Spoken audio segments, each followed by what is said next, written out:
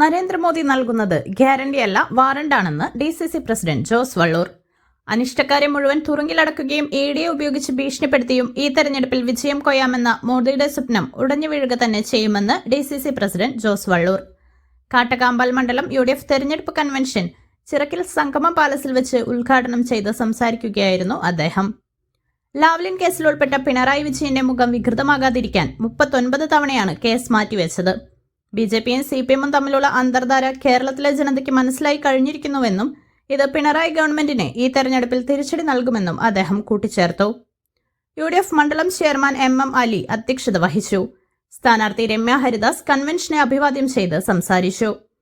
കുന്നംകുളം നിയോജക മണ്ഡലം സംഘടനാ ചുമതല വഹിക്കുന്ന K ജയശങ്കർ മുഖ്യപ്രഭാഷണം നടത്തി.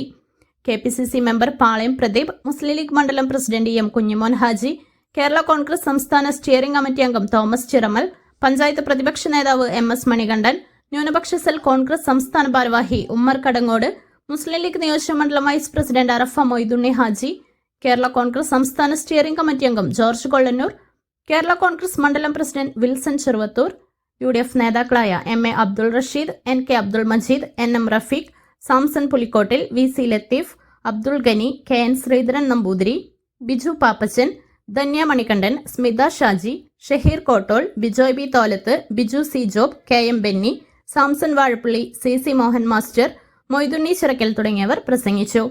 ചിറക്കൽ സംഗമം പാലസിൽ വെച്ച് നടന്ന കൺവെൻഷനിൽ 100 കണക്കിന് ആളുകളാണ് പങ്കെടുത്തത്.